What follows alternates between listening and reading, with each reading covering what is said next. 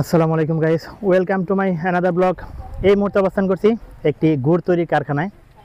আর এই কারখানাটি ময়মনসিংহ জেলার বালুকা উপজেলার চাঁদপুর গারো বাজারে অবস্থিত।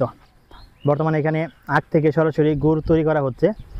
আপনাদের পুরো প্রসেসিংটা দেখাচ্ছি, আমাদের সাথে থাকেন, পুরো ভিডিওটা দেখেন সবাইকে।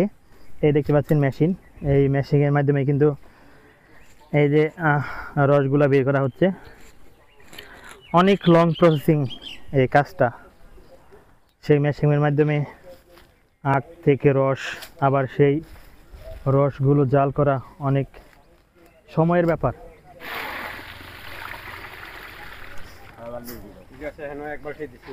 তো গাইস, আখের গুড় তৈরি করা একটু কষ্টের কাজ, কারণ এই আখগুলোকে প্রথমেই মেশিনে দিয়ে রস বের করা হয় এবং সেই রসগুলো লং টাইম জাল করা হয়। এই কাজটা খুবই কঠিন কাজ, কারণ আগুনে থেকে এই কাজগুলা করা খুবই কষ্টের। এই দেখতে পাচ্ছেন কীভাবে জাল করা হচ্ছে। অনেক সময় কয়েক ঘন্টা যাবৎ এই রসগুলো জাল করা হয়, তারপরে কিন্তু এখান থেকে নামিয়ে সেগুলো ঠান্ডা করা হয়। অনেকেই হয়তো জানেন আগুন পাড়ে থেকে কাজ করা কতটা কষ্টে, তারপরে ওনারা কাজ করছেন পেটের দায়ে। আমরা এখানে এসে আসলে একটু স্বাদ নেওয়ার চেষ্টা করছি এখানকার আখ কীরকম।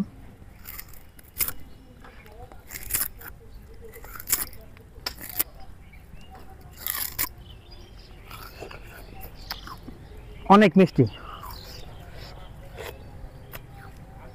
আখ মিষ্টি মানেই গুড়ও কিন্তু অনেক মিষ্টি হবে।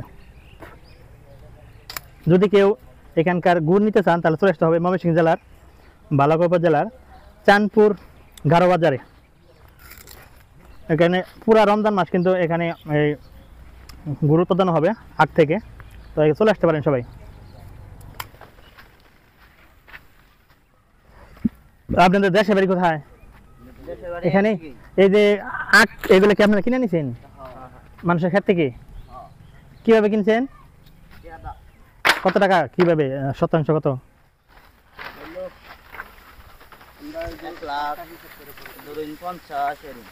ক্ষেত হিসেবে গুড়গুলা কিভাবে বিক্রি করতেছেন? কোথায় আড়ত আছে? কত টাকা করে বিক্রি করে এখানে পাইকারি? 140।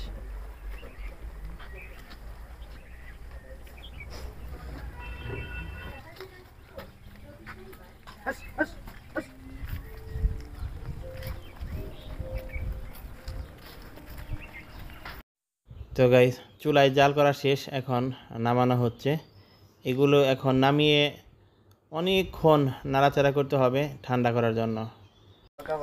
তো গাইস, রস কিন্তু জাল করা শেষ, এখন নিয়ে আসা হয়েছে, পাটায় বসানো হবে।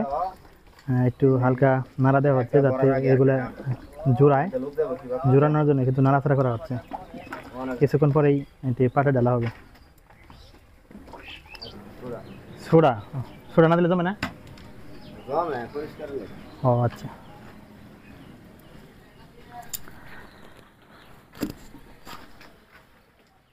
খাবার সোডা যেটা না, কালারটা অন্যরকম হয়ে যাবে এখন।